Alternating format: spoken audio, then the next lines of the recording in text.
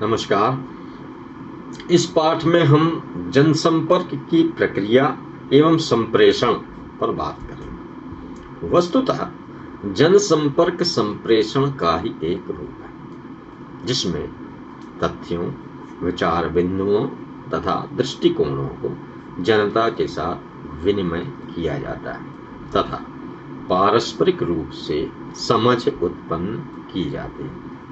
जनसंपर्क के क्षेत्र में संप्रेषण के विविध माध्यमों का प्रयोग कर अपने विचारों, नीतियों, योजनाओं को जनता तक संप्रेषित करने तथा जनता की प्रतिक्रिया को अपनी संस्था तक पहुंचाने के लिए मुद्रित, मौखिक, दृश्य व अन्य माध्यम अपनाए जाते हैं ताकि जनता, कर्मचारी अंशतः वितरक के विचारों को समझा सके। संप्रेषण प्रक्रिया। जन संप्रेषण एक गत्यात्मक प्रक्रिया है। क्रियाओं प्रतिक्रियाओं की श्रृंखला द्वारा अपने लक्ष्य को प्राप्त करना ही जन संप्रेषण की प्रक्रिया है। यह एक ऐसी सामाजिक प्रक्रिया है जो परस्पर संबद्ध एवं उद्देश्यपूर्ण होते हैं। संप्रेषण द्वारा व्यक्ति में समझदारी का विकास होता है। इसमें स्रोत व स्रोत के मध्य सूचना का आदान प्रदान होता है। मनुष्य के संप्रेषण में हाव भाव और भाषा प्रमुख आधार है। भाषा ही संप्रेषण को बोधगम्य बनाती है। मनुष्य के संपर्क एवं समाज के विकास के साथ साथ संप्रेषण प्रक्रिया का विकास एवं नवीन स्वरूपों का अस्तित्व विकसित होता है। संप्रेषण एक द्विपक्षीय प्रक्रिया है। इसके द्वारा ही संचार की अभिव्यक्ति होती है। यहाँ संप्रेषक एनकोडर होता है, जो संदेश को एक माध्यम से दूसरे माध्यम तक पहुंचाने का कार्य करता है। ग्राह्य डिकोडर की भूमिका में होता है। संप्रेषक जब संदेश को प्रेषित करता है तो वह संदेश एक मार्ग के द्वारा ग्राहक तक पहुंचता है। ग्राहक संदेश को ग्रहण कर उस पर अपना विचार व्यक्त करता है और यही फीडबैक या प्रतिपुष्टि कहलाती है। प्रतिपुष्टि की प्राप्ति इस बात का संकेत है कि संप्रेषण पूरा हुआ। अब जानेंगे जनसंपर्क प्रक्रिया क्या है। जनसंपर्क एक द्विपक्षीय प्रक्रिया है। इस प्रक्रिया के 4 चरण होते हैं। पहला है समस्या स्थापना। जनसंपर्क प्रक्रिया का पहला चरण समस्या की स्थापना है तथा समाधान जनसंपर्क का कार्य। किसी भी संस्थान में विभिन्न तरह की समस्याएं या बुरी आदतें जैसे मद्यपान, धूम्रपान आदि होते हैं जो नहीं होने चाहिए। किसी संस्थान की कार्यशैली में राजनीतिक हस्तक्षेप नहीं होना चाहिए। संस्थान में इन सभी बुराइयों के समावेश से ग्राहकों, अंशधारकों, विक्रेताओं तथा कर्मचारियों को समस्या का समाधान करना पड़ता है। उन समस्याओं को सुनकर उनका निवारण करना प्रतिपुष्टि है। समस्याओं के समाधान कई तरह से होते हैं, जैसे व्यक्तिगत संपर्क द्वारा। व्यक्तियों के मुद्दों से संबंधित विचारों को जानकर उनसे खुलकर बात करना चाहिए ताकि अपने लक्ष्यों को आसानी से प्राप्त किया जा सके। व्यक्तियों से सीधे संपर्क करने से समस्याओं को समझना व उसका समाधान आसान हो जाता है। दूसरा है समाधान डाक विश्लेषण द्वारा। कंपनी को उत्पादों के लिए ग्राहकों के ढेर सारे पत्र मिलते हैं, जिनमें अधिकांश उन क्षेत्रों के होते हैं जहां सूचनाएं ठीक ढंग से नहीं पहुंच पाती। डाक पत्रों की साप्ताहिक रिपोर्ट मिलने से समस्या के समाधान के उपाय मिलते हैं। तीसरा है क्षेत्र रिपोर्ट द्वारा। संस्थाओं द्वारा विभिन्न स्थानों पर उनके अधिकारी, एजेंट, विपणन अधिकारी तथा अन्य कर्मचारी की नियुक्ति होती है और उनके द्वारा उन क्षेत्रों की सामयिक रिपोर्ट भेजी जाती है। सूचना प्रसारण मंत्रालय के अधीन क्षेत्र प्रचार विभाग द्वारा अधिकारियों की नियुक्ति जनता के विचारों को जानने और सूचनाओं को एकत्र करने के लिए की जाती है। उन क्षेत्रों का दौरा करने के बाद प्रतिपुष्टि पर फीडबैक पर वे गहन विचार एवं बातचीत कर अपनी रिपोर्ट जमा करते हैं। इसके अनुसार जनता को सहायता प्रदान की जाती है। तो यह ये हुआ समस्याओं के समाधान किस तरह से किया जाता है। अब जो समस्या स्थापना हमने जाना, जो जनसंपर्क के प्रक्रिया के 4 चरणों में पहला चरण था। दूसरा है चरण संदेश रचना। संदेश रचना करने से पूर्व यह तय कर लिया जाता है कि यह किस वर्ग विशेष, किस समुदाय से संबंधित है तथा किसे लक्ष्य किया गया है। इस वर्ग विशेष या समुदाय की आर्थिक, सामाजिक व राजनीतिक स्थिति का अवलोकन किया जाता है। जैसे अगर किसी गांव में साक्षरता का प्रचार करना है तो वहां मुद्रित सामग्री का औचित्य नहीं रह जाता, क्योंकि ग्रामीण जनता पढ़ी लिखी नहीं होती। वहां दृश्य, श्रव्य या श्रव्य माध्यम ही कारगर होंगे। ऐसी स्थिति में वहां की स्थानीय भाषा में ही इन माध्यमों की प्रकृति को देखते हुए संदेश की रचना करनी चाहिए। तीसरा है संदेश संप्रेषण। संदेश संप्रेषण जनसंपर्क की प्रक्रिया का महत्वपूर्ण भाग है। चयनित संदेश को किस माध्यम से संप्रेषित किया जाए, इस बात का ध्यान रखना होता है। संदेश देखने, सुनने, पढ़ने योग्य होना चाहिए। यह विश्वसनीय, सुग्राह्य व प्रयोग में लाने लायक होना चाहिए। उचित ढंग से माध्यमों की प्रकृति के अनुरूप प्रेषित संदेश गहरी छाप छोड़ते हैं। इसीलिए उपयुक्त संदेश माध्यम का चुनाव काफी महत्वपूर्ण होता है। लक्ष्यों तक आसानी से पहुंचने में ये महत्वपूर्ण भूमिका निभाते हैं। चौथा है मूल्यांकन। अभ्यास किसी भी अभियान की उद्देश्यों की पूर्ति को व्यक्त करता है।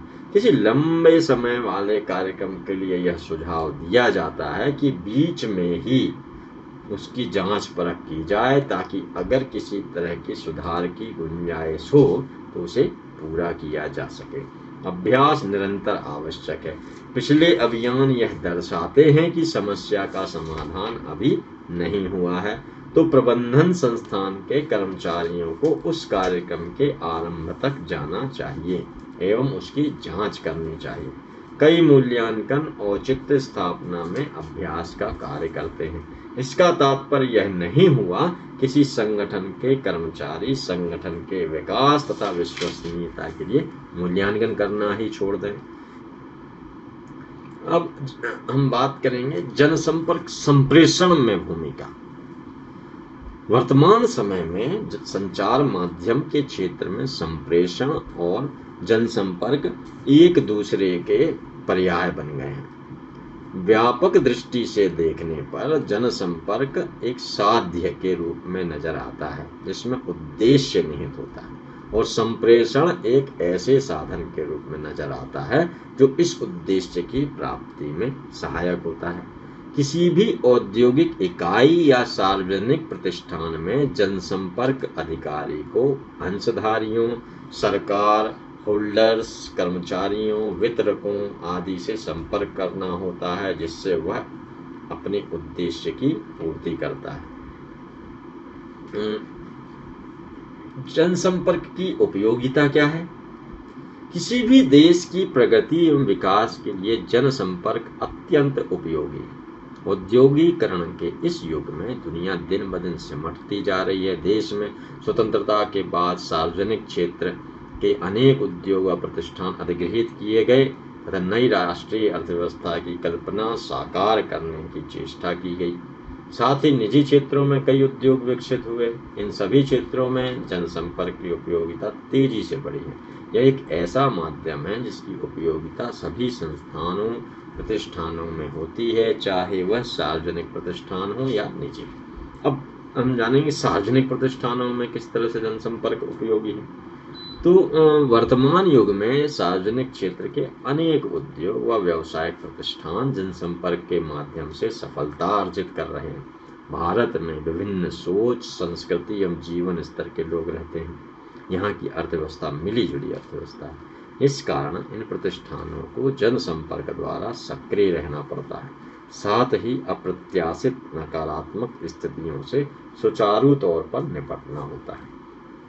तो जनसंपर्क कर्मियों को सरकार और राजनेताओं से उचित संवाद स्थापित कर इनके कार्यकलापों की संपूर्ण स्थिति ठीक बनाने में जनसंपर्क की उपयोगिता होती है। दूसरा है मीडिया संपर्क के माध्यम से इन्हें सकारात्मक तथ्यों को समाज तक संप्रेषित करना होता है।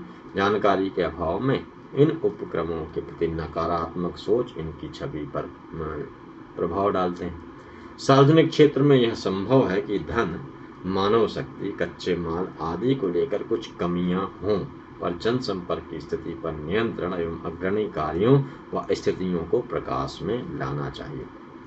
अगला है सरकार के उपक्रम से संबंधित मंत्रालय व उपक्रम के सूचना विभाग में परस्पर सामंजस्य होने पर संस्थान की छवि अच्छी बनती है।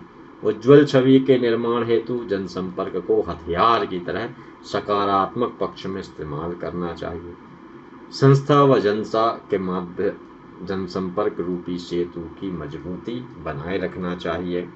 नीतिगत निर्णयों एवं स्थितियों के लिए जनसंपर्क कर्मी की राय शामिल की जानी चाहिए। उपरोक्त प्रयोजनों हेतु जनसंपर्क विभाग को इन बिंदुओं को उपकरण के तौर पर प्रयोग में लाना चाहिए। सामाजिक जुड़ाव हेतु रचनात्मक कार्यक्रम जैसे नृत्य, गीत, संगीत, कला आदि का आयोजन करें। सामाजिक प्राकृतिक आपदाओं में अपने उत्तरदायित्व के सकारात्मक पक्ष हेतु उचित प्रयास करें। सामाजिक उत्थान हेतु जनसंपर्क विभाग के सौजन्य से योजनाएं निर्मित की जाएं। पर्यावरण, शिक्षा, पानी आदि हेतु संवेदनशीलता के साथ साथ उत्तरदायित्वपूर्ण कार्य। अपने उत्पाद एवं सेवाओं में जन सरोकारों का परिचय। संस्था के नीतियों, क्षमता एवं सामाजिक लाभकारी प्रस्ताव का जनसंपर्क द्वारा प्रदर्शन। तो यह सार्वजनिक प्रतिष्ठानों में जनसंपर्क के ये कार्य हैं। अब हम जानेंगे निजी व बहुराष्ट्रीय प्रतिष्ठानों में। आज औद्योगिक समृद्धता में निजी व बहुराष्ट्रीय कंपनियों का वर्चस्व है। इन उपक्रमों को आज प्रतिस्पर्धात्मक बाजार में अपनी पकड़ बनाए रखने के लिए तथा उपभोक्ताओं एवं जनता का विश्वास जीतने के लिए प्रयास करने होते हैं। विपणन की नई नई प्रविधि को आजमा कर अपनी पहुंच को व्यापक बनाना इसका मुख्य उद्देश्य होता है। ये इन चुनौतियों का सामना जनसंपर्क के माध्यम से ही करते हैं। जैसे निम्नांकित प्रमुख पक्ष इन प्रतिष्ठानों के दायित्वपूर्ण पहलू हैं। जैसे उपभोक्ता के संबंध में किसी भी उपक्रम का प्रमुख सर्वाधिक व्यापक घटक उपभोक्ता है। संगठन की यह जिम्मेदारी होती है कि उपभोक्ता को संतुष्ट रखे। यह कार्य जनसंपर्क की प्राथमिकता है। वह क्या करता है? उत्पाद व सेवा की गुणवत्ता के प्रति शोध, सर्वे, उपभोक्ता की सोच, चाहत आदि को रेखांकित कर प्रभाव डालने वाले कार्यक्रमों की समीक्षा की जाती है। इन सभी के लिए जनसंपर्क अत्यंत उपयोगी है। प्रतिष्ठानों के संबंध में व्यवसायिक प्रतिस्पर्धा सभी प्रतिष्ठानों में होती है। इसके कारण शत्रुता नहीं पनपने देना चाहिए। अपने प्रतिद्वंदियों से मधुर संबंध स्थापित रखना पुरानी नीति है। जनसंपर्क यहाँ भी बेहतर परिणाम देता है। व्यवसायगत सदस्यताएं, आपसी भागीदारी व सहमति निर्माण आदि के लिए जनसंपर्क कर्मी सदैव तैयार रहें। वित्तीय संस्थानों से संबंध में निजी व बहुराष्ट्रीय उपक्रमों की लंबी श्रृंखला के पीछे मुख्य आधार पूंजी का होना है। पूंजी से जुड़े क्षेत्रों के पीछे बैंक, बीमा कंपनी, म्यूचुअल फंड आदि तत्व होते हैं। इसमें निवेशक व अंशधारी महत्वपूर्ण होते हैं। प्रतिष्ठानों व संस्थानों की साख मुख्य पूंजी है। जनसंपर्क पूंजी को बढ़ाने में काफी मदद करता है। विपणनकर्ताओं से संबंध, उत्पादों के निर्माण के साथ उसके विपणन की अवधारणा भी जुड़ी है। प्रयोजन हेतु डीलर, डिस्ट्रीब्यूटर, रिटेलर आदि की लंबी श्रृंखला मौजूद रहती है। विपणनकर्ताओं को कंपनी की रीति नीति की जानकारी जनसंपर्क माध्यम से ही उपलब्ध होती है। कंपनी में उसका विश्वास बढ़ाने, शिकायतों को सुनने, सुविधाओं तथा योजनाओं को क्रिया रूप में लाने की जिम्मेदारी भी जनसंपर्क पर ही होती है। सामाजिक संबंध, समाज के कारण ही किसी प्रतिष्ठान या उपक्रम का अस्तित्व है। दोनों अपनी अपनी जरूरतों के मद्देनजर एक दूसरे पर निर्भर रहते हैं। संगठन या प्रतिष्ठान समाज के व्यवहारिक पहलुओं में अपनी सकारात्मक सहभागिता दर्शाता है तो समाज उसे संवेदनशील पक्ष के रूप में देखता है। इस छवि हेतु जनसंपर्क व्यापक आधार प्रदान करता है। तीसरा है अव्यावसायिक प्रतिष्ठानों में, जो व्यावसायिक प्रतिष्ठान नहीं। वर्तमान समय में अव्यावसायिक प्रतिष्ठानों में भी जनसंपर्क का महत्व पर्याप्त रूप में बढ़ गया है। विश्वविद्यालय, पुस्तकालय, प्रशिक्षण संस्थान, सार्वजनिक संगठनों आदि के अंतर्गत जनसंपर्क अनुभागों की स्थापना मूलतः अव्यावसायिक स्तरों पर की जाती है। विश्वविद्यालय व शैक्षणिक संस्थान छात्र निर्देशन, नीतियों एवं योजनाओं का परिचय, रिक्त पदों एवं संचालित पाठ्यक्रमों से छात्र एवं अभिभावकों को अवगत कराते हैं। इसमें जनसंपर्क की भूमिका निर्विवाद होती है। यह छात्रों एवं प्रशासन के बीच संबंधों का भी संवर्धन करता है। जनसंपर्क के द्वारा ही सार्वजनिक तथा निजी पुस्तकालय अपनी सेवाओं की जानकारी जनता तक पहुंचाते हैं तथा आर्थिक सहयोग जुटाते हैं। वहीं सार्वजनिक संगठन अपनी नीतियों, कार्यक्रमों व योजनाओं के समर्थन हेतु जनसंपर्क का सहारा लेते हैं। जनसंपर्क इनके लिए आर्थिक सहयोग प्राप्त करने का उत्कृष्ट माध्यम है। तो हमने जाना कि जनसंपर्क या लोक संपर्क एक ऐसा व्यवहार है जिससे समाज में गत्यात्मकता का दर्शन होता है। सूचना क्रांति के दौर में जनसंपर्क एक महत्वपूर्ण विधा के रूप में उभरा है। आज जीवन के प्रायः सभी क्षेत्र, निजी हो सार्वजनिक प्रतिष्ठानों की नीतियां, कार्य योजनाओं को जनता के सामने लाना और जनता द्वारा प्राप्त फीडबैक को प्रतिष्ठान तक लाने के लिए जनसंपर्क अधिकारी नियुक्त करते हैं। चुनाव के दौरान सभी पॉलिटिकल पार्टीज के मीडिया प्रभारी की जिम्मेदारी पार्टी के एजेंडे को जनता तक ले जाने संबंधी रणनीति का निर्माण करती है। इस प्रकार जनसंपर्क किसी समाज के आर्थिक, राजनीतिक और सांस्कृतिक बेहतरी के लिए सर्वथा उपादेय माध्यम है। नमस्कार।